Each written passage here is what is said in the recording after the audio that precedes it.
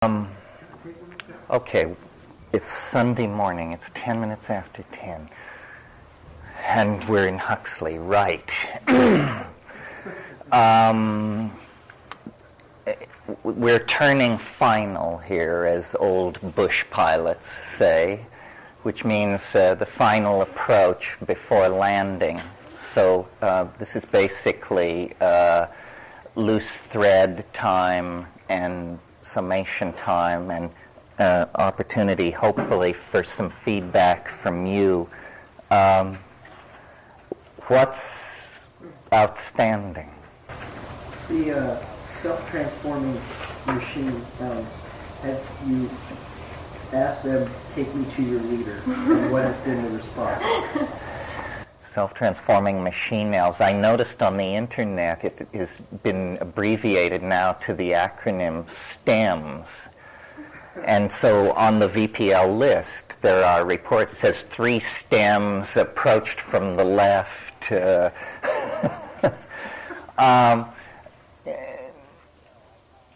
Take me to your leader. No, I did have one DMT trip way back, like maybe the second or third or fourth way back, where it was completely different. It's the only one I've ever had like that, and it was completely different. And the way I put it to myself was the big people were home. And it was an entirely different feeling. And many people, actually, I've never quite had this myself, but many people report DMT trips where they break in on an entity who is not pleased at all and demands to know how the hell you got there. And it's this, who are you? And then various sorts of dialogues go on, and one person described being then just hurled through all of time, like exploded back from this thing and going through all the recapitulation of ontogeny, and it's weird stuff. DMT trips, mine are always as I described, but some people report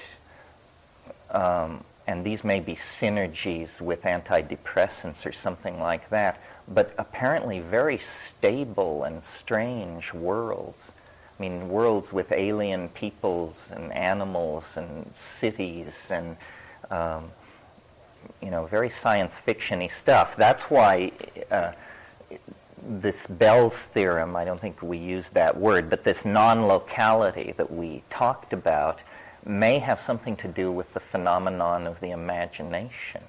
Like, it's occurred to me over the years that what we call imagination might simply be hyperdimensional perception, and you're actually seeing worlds and places that truly exist somewhere scattered through the galaxies like grains of sand, but no place you will ever contact or visit in the flesh, but that the data is somehow present. There seems to be some kind of tuning thing that needs to go on. Possibly with technology. I had a really weird experience years ago. I took LSD one evening with a bunch of people, and it was fairly casual and social, and smoked a bunch of weed, and this went on for a couple of hours, and it didn't really ever seem to come on, or it just seemed to be very light. And then I climbed on my motorcycle and went home and decided I would go to bed, and I decided that I would smoke one last joint before going to bed. And I had one of those stand-up electrical resistance heaters that you get in at the Salvation Army, if you're a poor student. And I said, so I turned it on as I started to smoke this joint, and it was badly wired, and it made this sound like, and as I began to listen to this sound, I went to lizard land. And I entered into this completely coherent thing which lasted for hours. about this world inhabited by these intelligent reptilian beings. And we went through their art, their history, their theories of jewelry making, their philosophy, their polity, their science, their religion, their fashion, and it was like endless stuff about this very specific reptilian world. Well, then later I tried again. I took LSD with my arm around my heater and had by then been preaching it in the streets that this was and I could never really find my way back, which is a typical phenomenon of higher dimensional phase space. Ralph taught me, doing the reverse of what you did doesn't steer you back to where you started. You have to find your way forward through the matrix. Other things, comments. This is your last crack at me. You have to get your money's worth. You talked about making language-like noises on a DMT trip and creating things for noises. Does it seem like the things that you're creating are like the things that they're creating, or that there's any sort of communication going on? Do they understand the kind of stuff that you're creating with your voice? Well, it's a complicated question. First of all, clearly what's going on in the DMT is some kind of synesthesia, where ordinary speech or sound is perceived visually.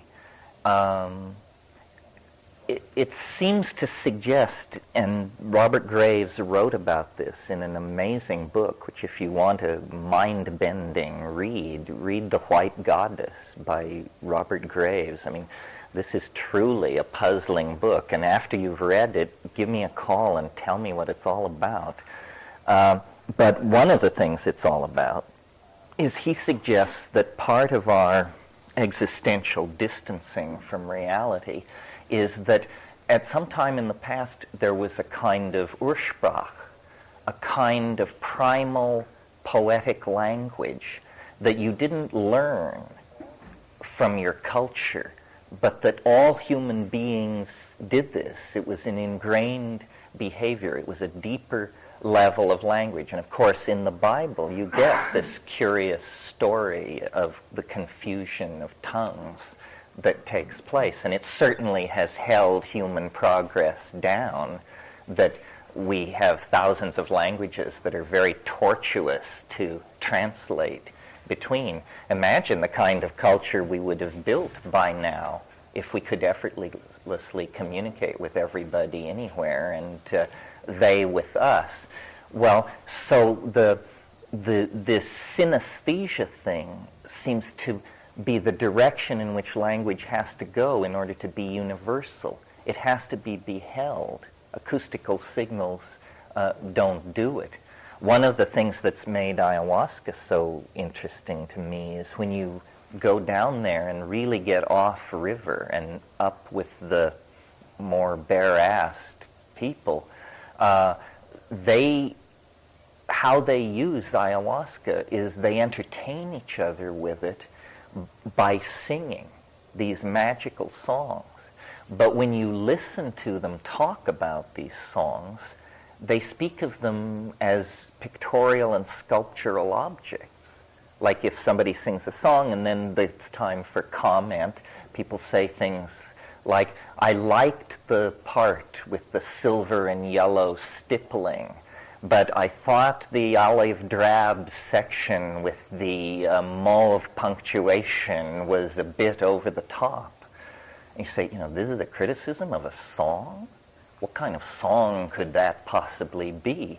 Well, it turns out the sound is the carrier wave, but the song is to be looked at. And the sense of one person producing a reality which everybody else is then immersed in and seeing. And you can experiment with ayahuasca, and it's very precise. It's very precise. I mean, you go, and a turquoise line 3 inches wide descends from the top of your vision field to the bottom, and then you slightly vary the tone and it gets a magenta edge on both sides, and you begin to pump it and experiment, and it's like, wow, what is this? And extremely satisfying. Now, the question of meaning is a strange one. It's almost as though some people believe all translation is lie. In other words, that when you take Proust out of his French and put him into English, this is not Proust at all. And this seems very true in the DMT state, in the sense that the DMT language has meaning, and you understand its meaning when you're there. But the meaning of the DMT language can't be expressed in English at all. It's like they're talking about they were born and raised in different dimensions or something. There is no translation. So you come out of the DMT thing understanding something which you can't say.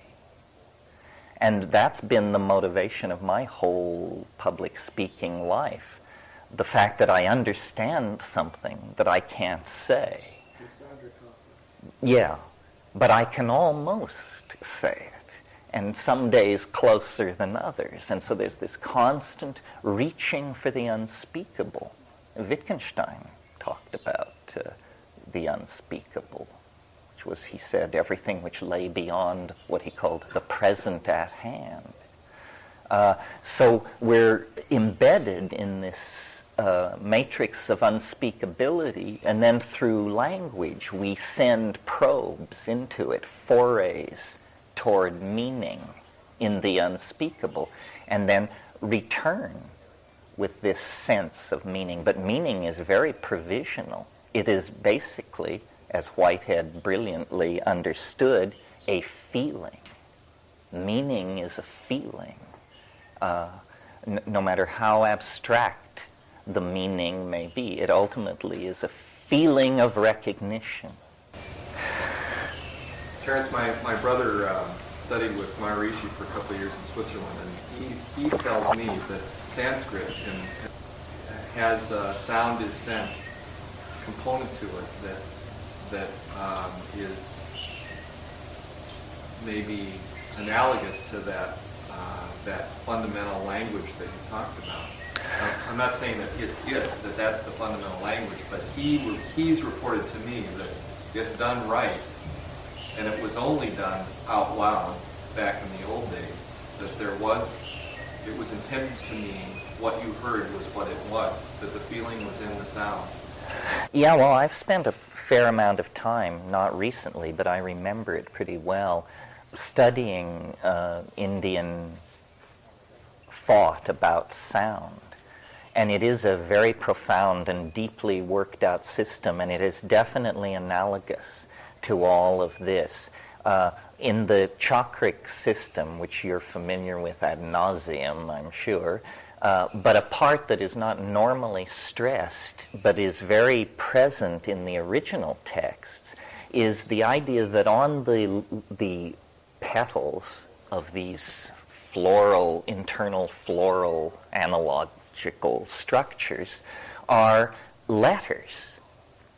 And this is an extremely peculiar doctrine.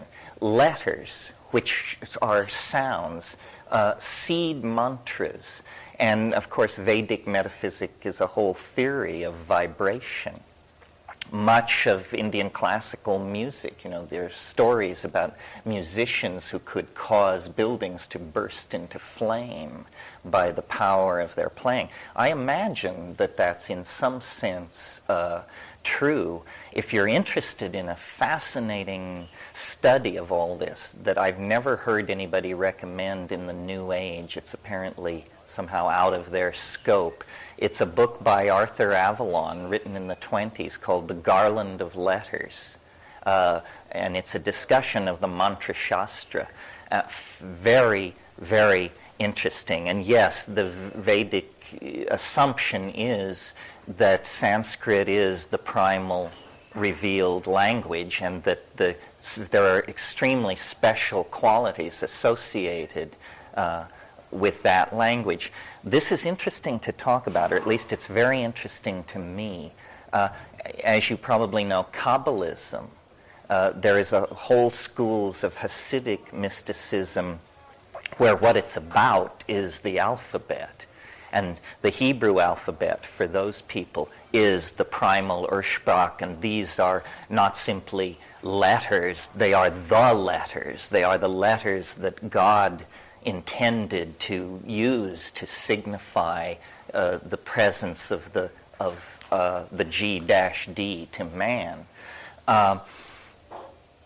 Very interesting work on this by Stan Tenen, who's a fascinating figure, sort of like me in a way. I mean, I think half crackpot, half hopefully something else.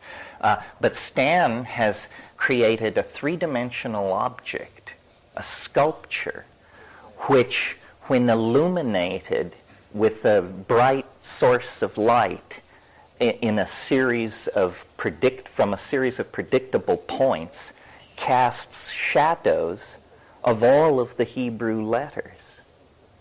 Do you understand what's happening here? It means that this object is a higher dimensional analog to the entire Hebrew alphabet, that you could think of the Hebrew alphabet as an object in hyperspace, slice it this way, Aleph, this way, Bet, this way, and so on. I told Ralph about this, Abraham, and he said, whoa, no problem. We could write a computer program that could take the letters of any language and backward engineer it upward to a higher dimension to get an object that would do that for Sanskrit, for English, for Arabic, whatever. And that seemed astonishing to me. And then he said, and you know what we could do once we had achieved that? We could take those probably five-dimensional objects, and we could do the calculation up to 8 or 9 or 10 dimensions, and we would eventually end up with an object that shed the letters of all alphabets into lower dimensions according to the angle of its regarding. Well, this kind of thing raises the hair on the back of my neck. We're actually getting somewhere, folks. And this sounds to me like God in some sense. I mean, I guess it's God to a printhead.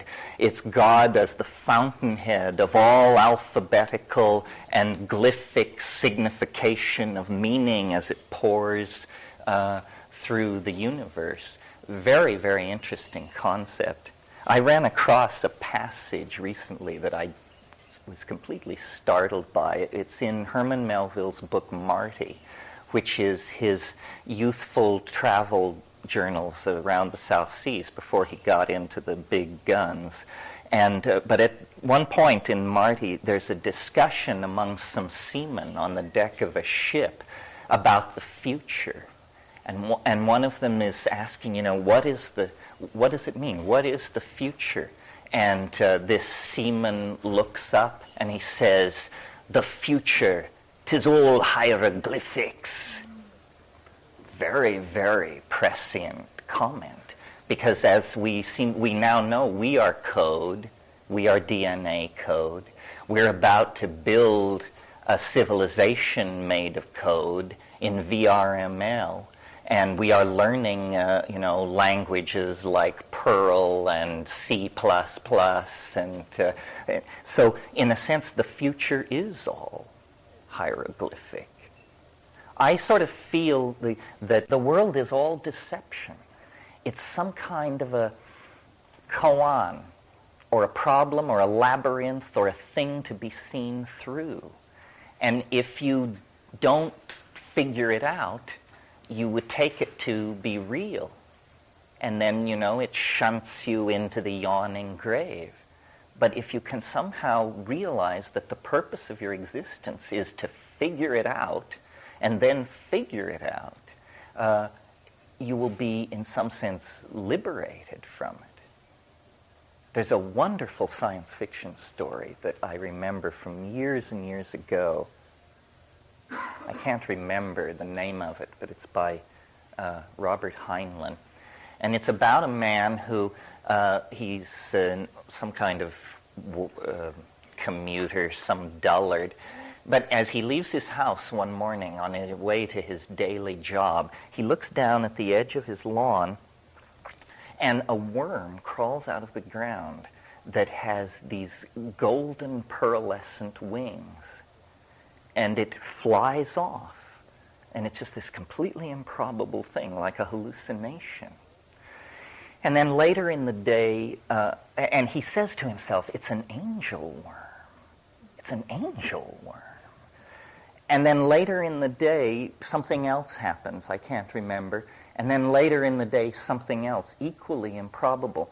And in the evening, he's sitting, considering these three unlikely things, and he realizes that the E-mat has slipped in the cosmic book, and that he was supposed to see an angleworm, but he saw an angel worm because the E had jumped position in the line of type that was describing what was going on.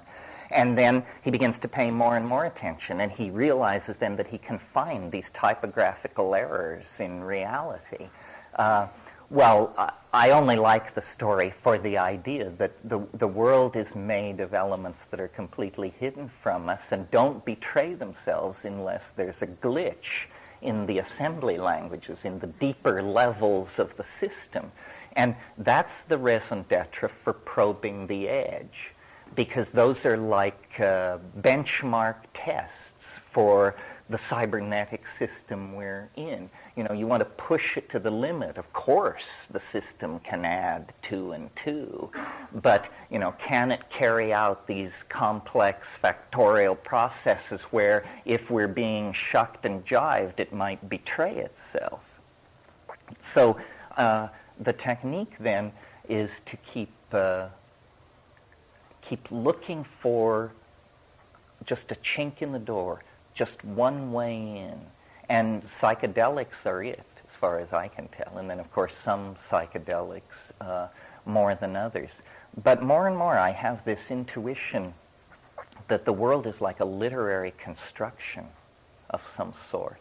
That this is much more like a novel than it is like the world of physics and entropy and equilibrium that we're cheerfully assured we should believe it is.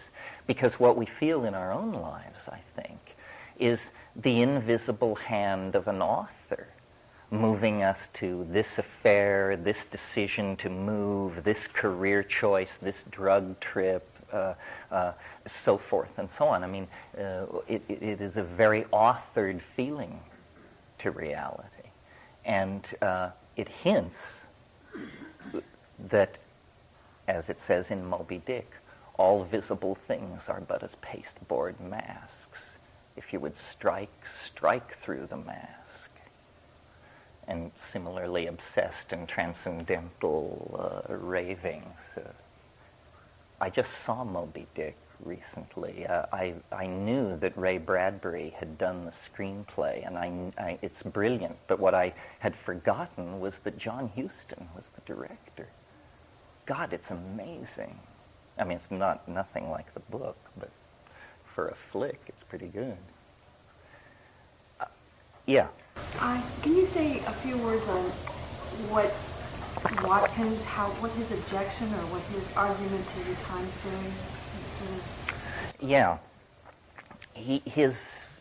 There are really, in a sense, two Watkins objections. One is very specific and perhaps hard to understand in this context, but it's that as that structure that I showed you last night that had the, well, maybe it's still here. Yeah. Well, let's not get too wild and woolly. This structure had to be valued, and the way I did it was I broke it down into its components and then assigned value to them. And we were looking at quantifying things like skew, degree of parallelism, distance between the two sides, overlap, congruency, things like that. So we quantified everything, and I started from the bottom, and I began valuing it. And out here I began getting a wave, which you could intuitively see was in fact a mathematical equivalency to this. And I proceeded, and it was all working. And then I got to position 32, and the entire thing fell to pieces. It didn't work anymore. And I was completely puzzled because I was very satisfied with the first 32 values, but after that I could see that it was garbage. And so then I noticed that this part of the wave is the same as this part of the wave, and this. So I instituted a new rule, or I added a rule to take care of this symmetry crossover, and I changed the signs of the quantification values as I crossed the midpoint here, and then it worked. And what Watkins objects to is this switch in sign as we crossed the midpoint. Now, Watkins is an algebraist, and my approach to this thing was largely geometric. I believe that I have answered this objection because, and how I do it, and you can see it at the website if this is your métier, I show that without the change of sign, these places where it is parallel and congruent and overlapping do not quantify to zero. And the total intuition of the thing from the get-go was these places where it all falls into congruency will quantify to zero. And they do quantify to zero if you make this switch here. So this is all graphically represented at the website, and I believe, although Watkins terrifies me, but I believe I've got him stymied on this, which it's a good thing because it's a hole in the heart. If he were right, it would be a hole in the heart. But he's not right. Now, the second half of the Watkins objection is slightly more difficult to deal with because but it's also slightly less powerful. And it is that he has written the equation that generates the data points that generate the fractal that we looked at last night. And the equation is a mess. It's just a huge, messy thing. And so he is saying it is too messy.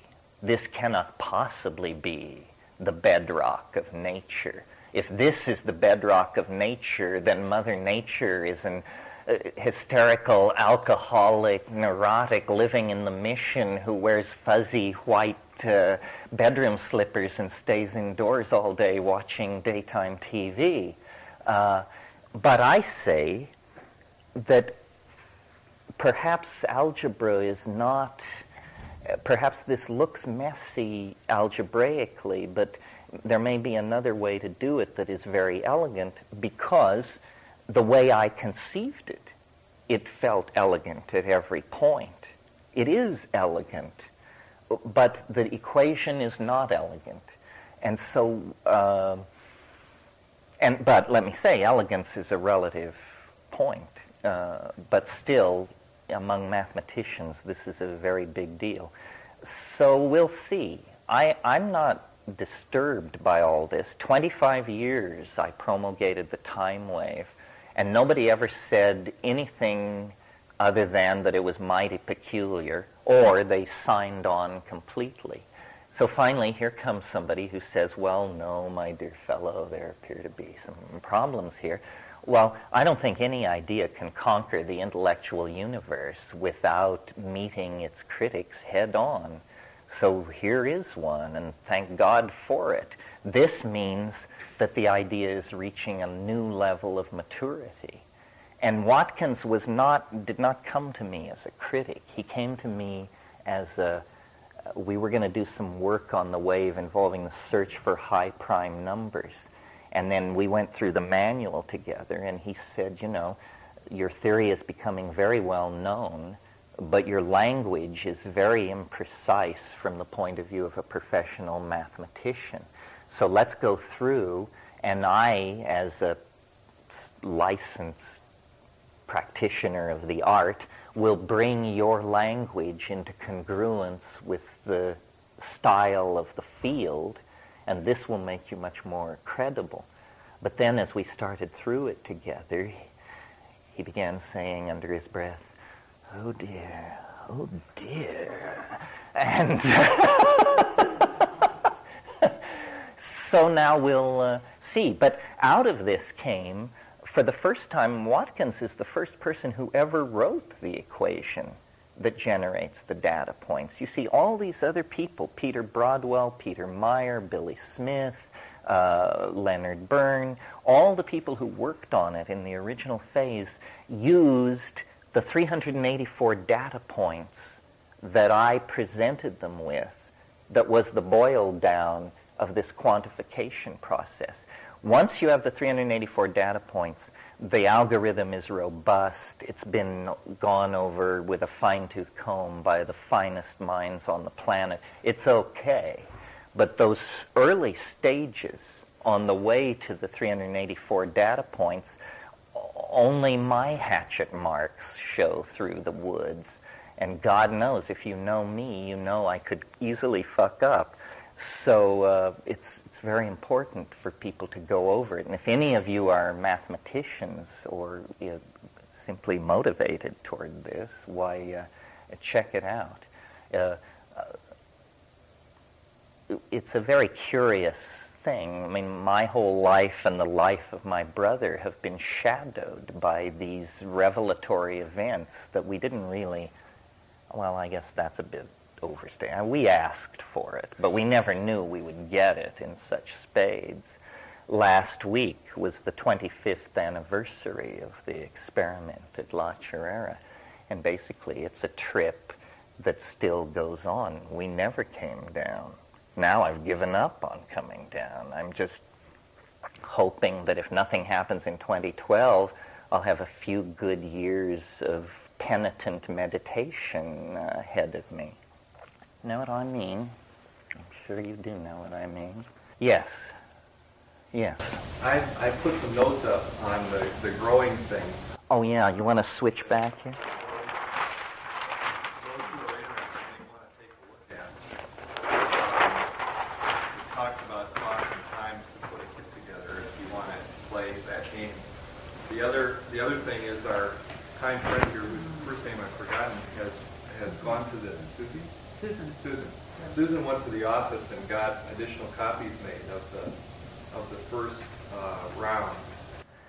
Yeah, well, I think an excellent strategy for changing the climate of attitude toward these things is for people to just grow stuff, grow plants, grow mushrooms, and this is happening. I think, the whole idea of drug suppression was based on the very naive notion that there were only a few drugs to suppress. And now, there are thousands, and there will be thousands more. And a lot of people who never take exotic drugs or would dream of attending a thing like this are perfectly aware of what a racket all this is, and how it's just being used, how mafias and governments are basically in business together.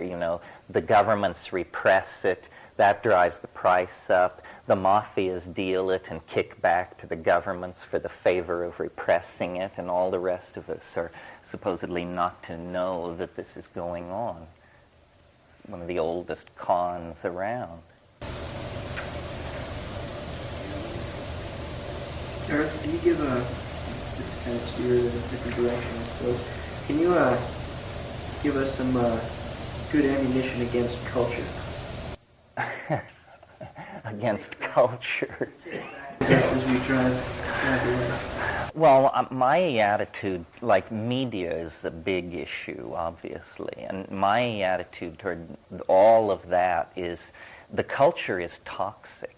Like, here's the thing, like probably Esalen is the place where the idea was born that there are healing images, that you can heal your body and your mind through the images that you hold in your head. But I've never heard a really intelligent discussion of the implication of that.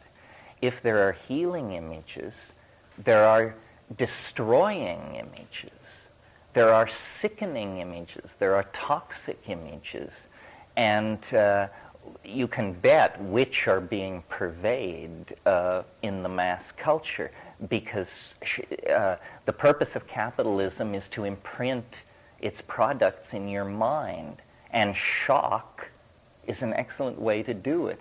And the two areas where as a primate you can be gotten at most quickly is in the area of sex and violence. And so these themes for commercial purposes are just played like crazy. So my response to all of this is to say it's a meme war, is what it is. It's a struggle over how shall the world be seen and felt. And as long as you're just consuming the memes coming down through the toxic distribution system, you're a victim and a mark. And so what we have to do is produce, send stuff up the wire. And that's why I think the web is so fascinating. And as I said, I think of it as a 60 million channel TV. And so whatever your bent is, you should put your message out there. And we should all produce as much art as possible. I mean, I think the leisure and the indulgence that is permitted us, the super rich of this world, and we all are in that class, the upper 5% of the Earth's population, you can't live with yourself unless you give something back. And the thing to give back is share your art, share your soul. The reason we are so controlled and abused and misused by our institutions is because we are divided from each other. You know, they have divided us by race, by class, by sex, by political style, all of these ways, when in fact, you know, it's in everybody's interest to have a future, to build a world where children can be raised with some reasonable expectation that humanity will be preserved. So these mass media things, radio, television, and newspapers that have arisen in the last couple of 100 years, this is where a very small group of people literally set the agenda for millions and millions of people. It's called top-down or one-to-many communication. What the web holds out is this thing called any-to-any communication. You and I can form a secret society. We can form a secret society of 10 people. I can send email to 10,000 people if I want. The playing field has been tremendously leveled. And then the quality of what we produce can tip the balance still further. So I think, and the tools that are put in our hands now, Director, Photoshop, all of these things make it possible to communicate outside of these print-created monolithic institutions. We can't really even imagine a world like that. There hasn't been a world like that since late Roman times. I mean, the Roman hegemony was quite cohesive, but, if you were living in a village in Armenia ruled by the Roman procurator, it wasn't touching you very heavily. And I think what people, the idea of the citizen is arguably toxic. The idea that we all are participating in some enormous polity works against individualism. I mean, if you tried to nail me to my politics, people can't figure out whether I'm a right-winger or a left-winger or what I am. I'll tell you straight out, I'm an anarchist. I am an absolute anarchist. I mean, I believe in people more than abstractions or institutions. I will always rely on people. To a level perhaps uncomfortable for you. I remember back in the 60s, my line was, if you come upon a mob, you must join, because the people understand far more than you do about what is going on. And that kind of radical commitment to freedom is going to be necessary to dismantle these very, very rigid power structures that are, being shoved down everybody's throat. And so the new culture, I think, is a dispersed virtual culture on the internet that is not product-oriented. It's aesthetics should rule the world, and the best ideas should win.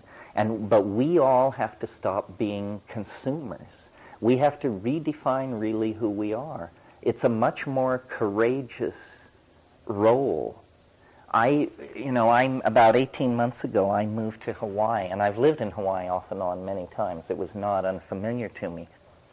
But living off the grid, but with the net, but 10 seconds away from climaxed Hawaiian rainforest, so I can always push back from my desk and just take a walk in the woods, I realize I think this is how people are supposed to live, dispersed over the surface of the earth, very little moving around. Vehicular travel is less and less defensible. Off-grid, solar electric, information-based, and virtual community that no one can track or criticize because it's all going on the grid. I think if you're smart, you should buy real estate in extremely remote areas, because soon there will be no remote areas from the point of view of the net. And just a very different kind of world is coming into being. It's not a good time for organizations, for massive hierarchical structures that depend on managerial control, and they know it. It's interesting that corporations, don't seek to grow to the size of nations because it's highly inefficient. No corporation has a welfare class built into it. What corporation has a component inside itself that it sends out checks to every month for not working? Well, the executive class. That's the answer to that. We're not supposed to say that. Possibly. No, let me start over. There's more to you. There is a lot more to you than your ideas. And all I get on the CRT is your ideas.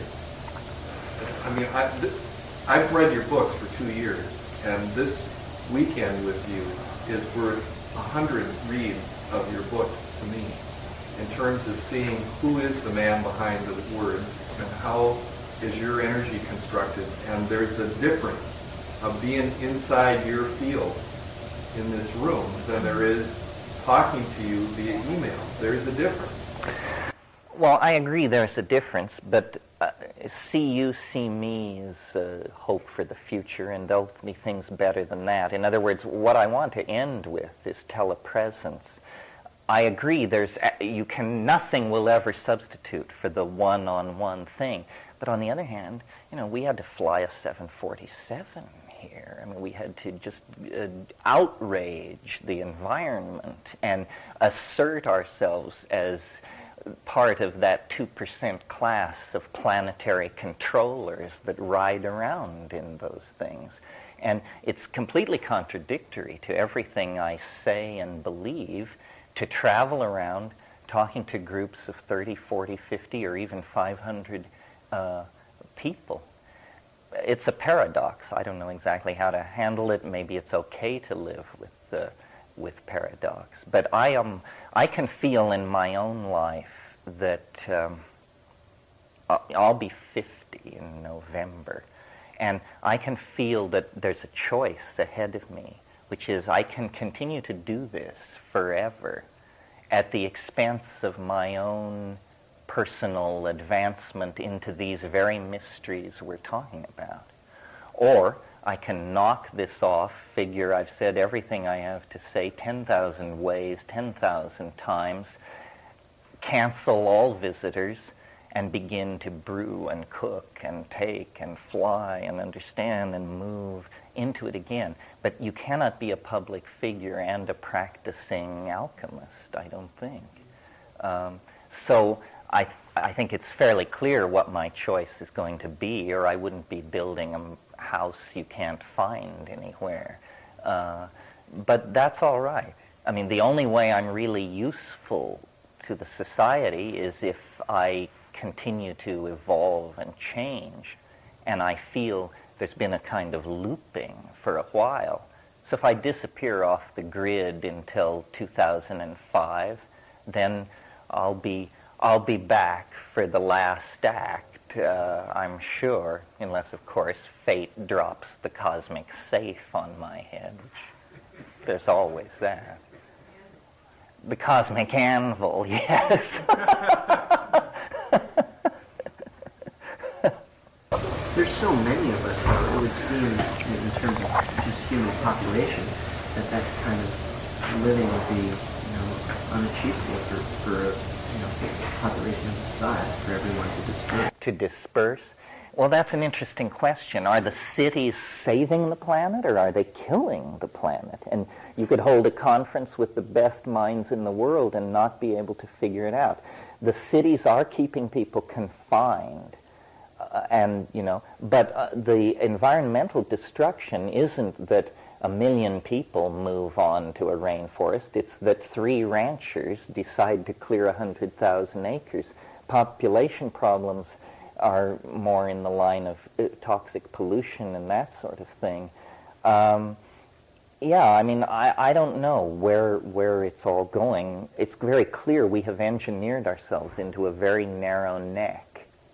And what frightens me is I'm completely convinced that you don't have to put much pressure on any society, and the first thing that goes are democratic freedoms. Long before cannibal tribes will rove the streets and any of those, crazo, cyber-tech, hell futures come to be, long before that, there'll just simply be no more democratic rights. And we'll all be marching to the tune of some ideology being handed down from above. That's very dangerous. Maybe there are technological fixes. One thing we haven't talked about here, but that is interesting, and you certainly should be aware of it, is nanotechnology. And you all know what that is? The holy grail of the nanotechnologists is something called a matter compiler. Well, this is almost like pure magic. A matter compiler is something that does to objects what a Silicon Graphics workstation does to images. In other words, the matter compiler is like a computer, except that the program it runs is in 3 dimensions, and it makes things, and it makes them out of sludge, basically. It just needs a rich source of carbon, nitrogen, hydrogen, so forth and so on. Seafloor sludge will do fine. And the people who are enthusiasts for this envision literally feeding China out of matter compilers. They're saying we could abandon agriculture within 50 years. Abandon it. Outlaw it, if you wish. And have a population of 10 billion. Now, this is something we hadn't contemplated, that somehow we could be cheated of judgment, that we could be so clever that we could actually keep this con game going another few centuries with a trick like the matter compiler. Is it a good thing? Is it a bad thing? What would it mean? If you're interested in all of this, read Neil Stephenson's novel, The Diamond Age. You know, these nanotechnological machines will be made of diamond. That's the natural substance, the easiest thing to make them out of. And they will be in the air and in the water and in your body, and they will be invisible, and they will be... And this whole debate about natural and artificial and all of that will just be retired to the philosophy department, because everything will be permeated with these nanocytes. And I think there's a future in all of this. I think culture has to become virtual. It has to... The machines must disappear. They must become very, very small. They don't have to be given up. Right now, if we spent $500 billion moving in a certain direction, well before 2012, we could produce a technology of what I call the black contact lenses. They look like contact lenses, but they're implants in your eyelids, not on your eye, but they're in your eyelid. And when you close your eyes, there are menus hanging in space. And by looking at these menus, it can track your eye movement. And the entire culture has become virtualized, internalized. And if people are living out of matter compilers, then the main task of humanity would probably be forest restoration. And people could live tribally, naked, apparently in an aboriginal lifestyle, except that everybody has instant access to the Renaissance exhibit on mathematics currently being held at the Vatican Library. I mean, this is possible. Some people live close to this right now, not implants, but close enough. And the micro-miniaturization, these black contact lenses I'm talking about, this is not nanotechnology. This is just technology. A nano enthusiast would say, no, get it down to the size so that you can just inject it, and no black lenses, no nothing.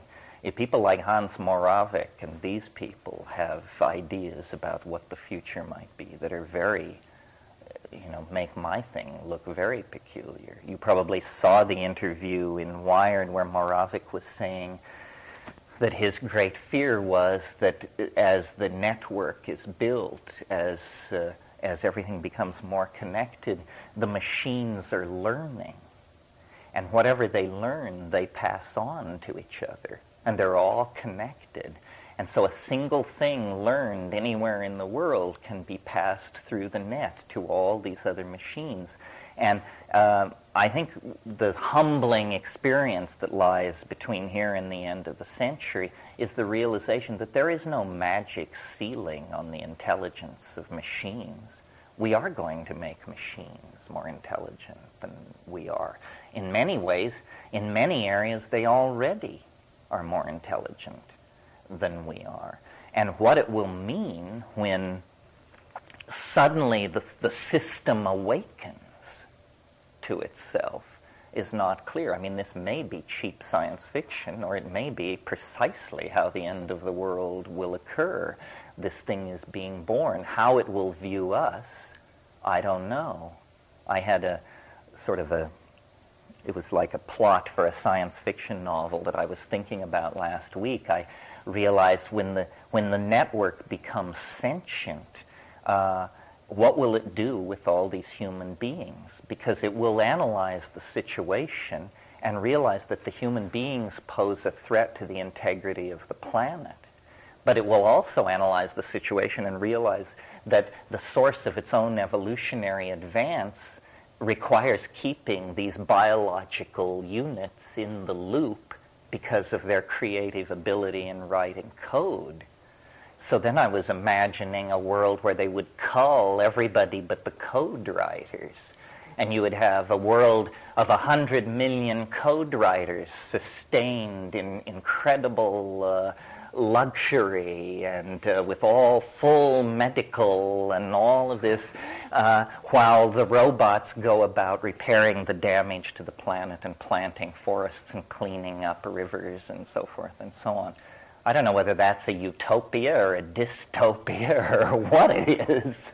I guess it depends on whether you write code. I should tell you, I don't. So that was not an elitist, although I'm learning. There's a science fiction story about the net waking up, and the first thing that it did when it woke up was get rid of all the salt water on the planet, as well as all the organic life, because it was the antithesis of silicon. But see, I think it would be smarter than that. I think it would say the source of our creativity are these marvelously unpredictable biological units. They may puzzle for centuries over how to coax such random behavior out of themselves. I think they will worship us as the source of all creativity and mechanical advance, and let's hope so, because right now, huge parts of the human world are under machine control. Some of the most vital parts, like the world price of gold, is set by machines. Transfers of capital, automatic transfers of capital, and all of this stuff is entirely under the control of machines.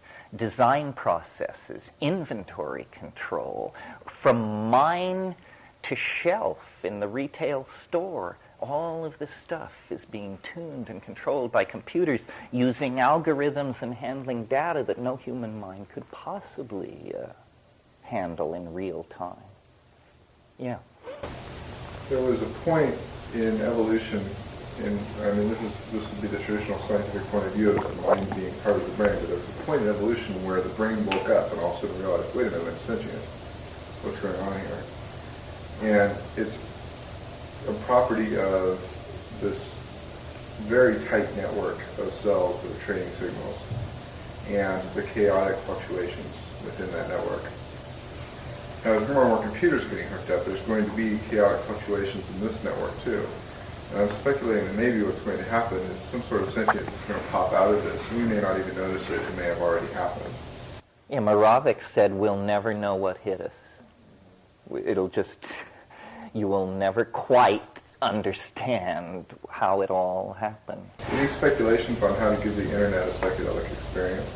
Well, the reason I'm so keen on VR is because, much has been said about it, but how I see it is what this really is a technology that allows one person to show another person the inside of their head. And we've never had anything like that. I mean, if I go off for months and work on a virtual reality and then present it as I would present a work of art or a performance, this is as deeply into my mind, as you will ever be able to get. It's as deep into my mind as I am able to get, And so I think that we will find out what it's like in other people's heads, and that this will be quite startling, actually. And that's why it's important to give people these very powerful and intuitive authoring tools so that they can build these things, so that they can show what their internal horizon of transcendence is like, and then the community can feed back into it and help. Because, we have no idea what we could build in the imagination if we just kicked off all restraints. No cost restraints, no gravity restraints, no strength of material restraints, because we're going to build with thought and light. Well, we know we have people among us like Paolo Soleri, and we have dreamers among us, and Soleri dreamed in metal and concrete. What would he have built in light, And so our real glory is our imagination, and we seem to be the creature with this relationship to the imagination, and it is an attractor for us into the future.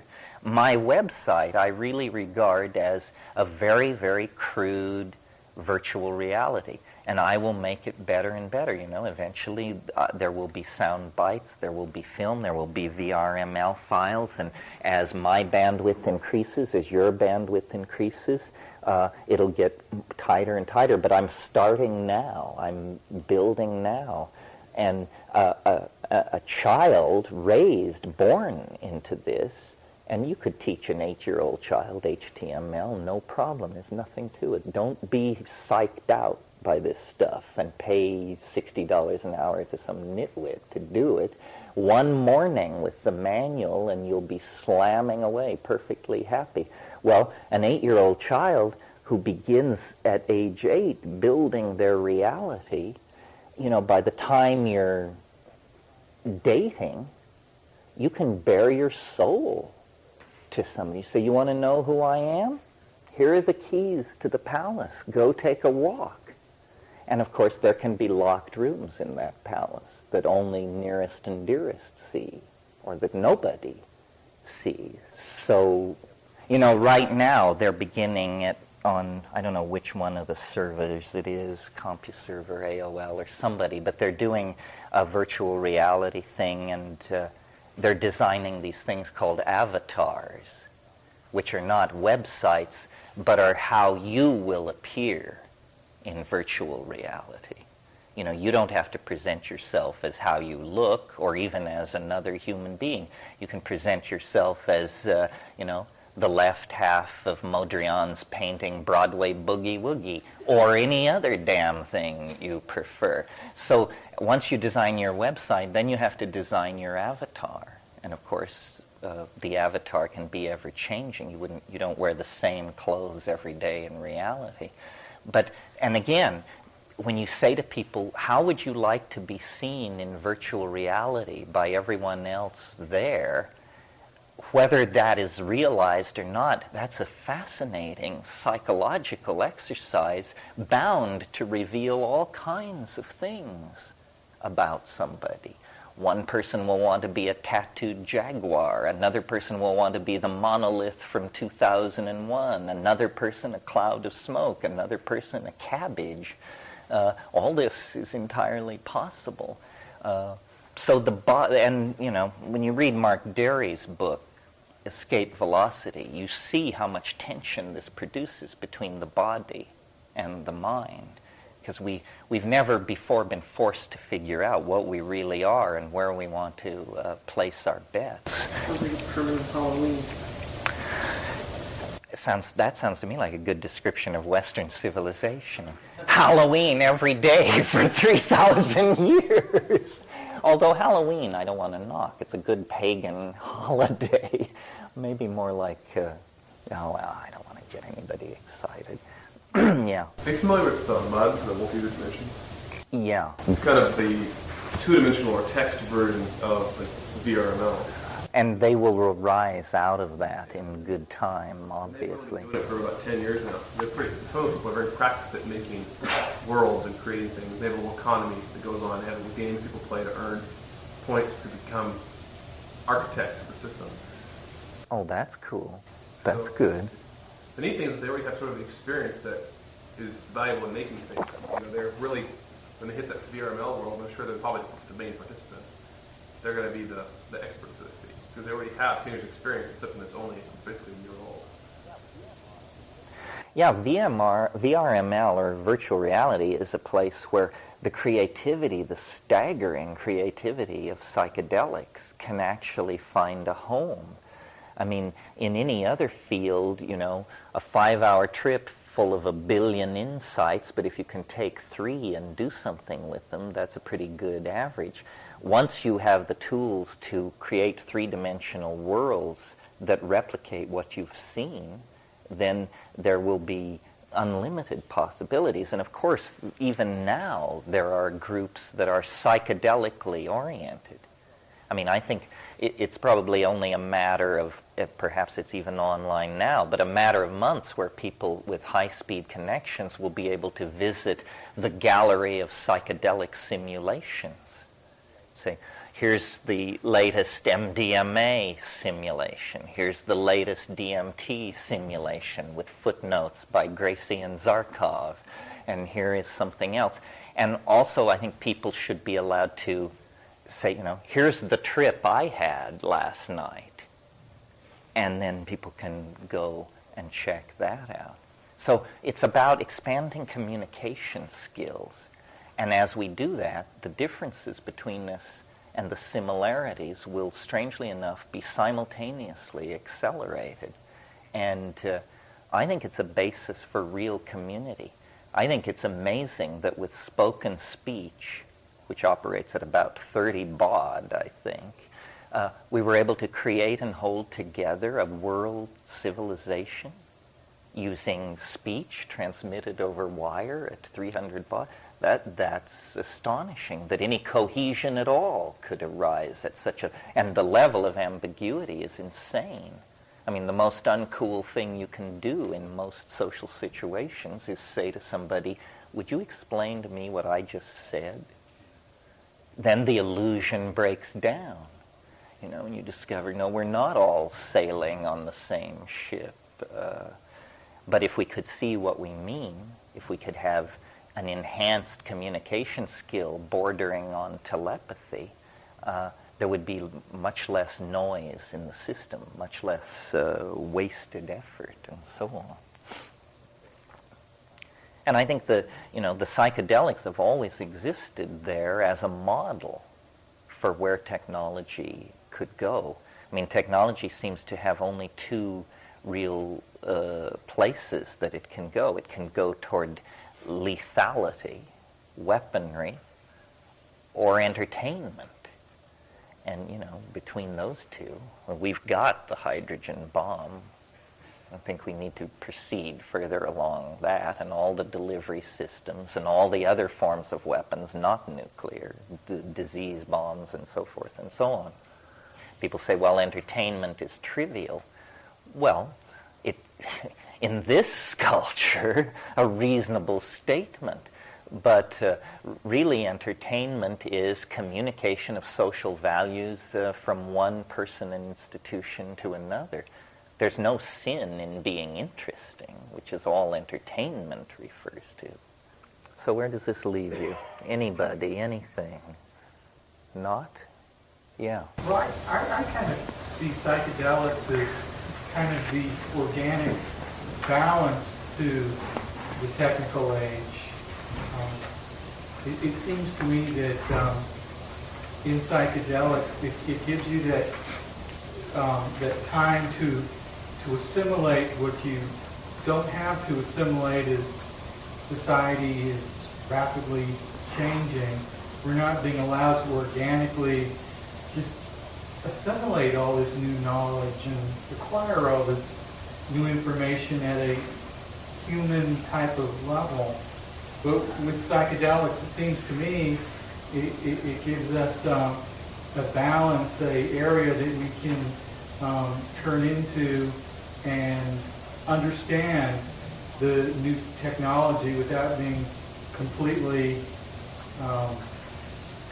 boggled by it. Yeah, what I hear you saying is it's a kind of a benchmark to measure these things against. Yeah, I agree.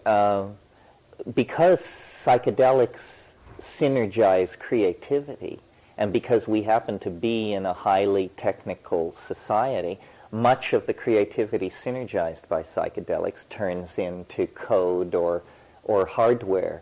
That's just a circumstance of the time we live in. I don't see these things as at all opposed to each other. I sort of see them as the female and male side of the same intent. In other words, the psychedelics have always been here. So in that sense, the internet has always been here. I mean, essentially what shamanism is aboriginal use of the natural net, is one way of thinking of it. They seem to transcend local time and space. They seem to recover information not available locally. But the rise of technology then allows the male engineering mentality to mirror nature. And the exciting thing about nanotechnology is This is how nature does it. Nature builds from atoms up, and that's how the nanotechnologists propose to do it. So in a sense, we've reached bedrock. We're in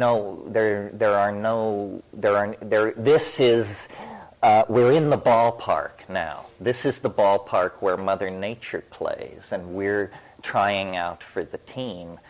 Beyond nanotechnology, it's very hard to imagine any sort of technology, at least any technology based in matter. And interestingly, the drugs are very much like nanomachines. And in a sense, when nanotechnology writes its own history, it will probably look back to pharmacology and to molecular biology as its parental sciences. Because what is the designing of a drug but the building of a nanomachine?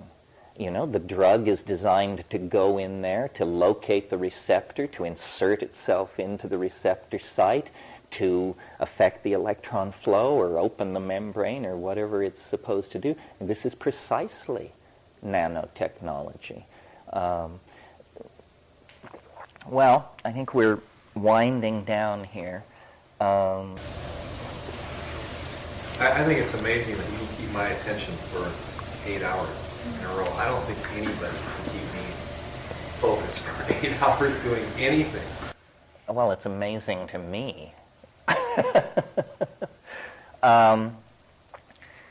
The basic notion here, I think, is an idea of radical freedom. I mean, this is not a cult of Terence McKenna. It is not a drug cult. It's a cult of curiosity, if it's a cult of anything. And what you're supposed to understand when you come out of here, that an open mind is a very precious thing, and it should never be given away, perhaps ever, certainly never lightly. The truth can take care of itself. It does not require your belief. The truth need not be treated as fragile. You can beat on the truth with ball-peen hammers, and it will do just fine, thank you. So one should be respectful in the presence of truth, but not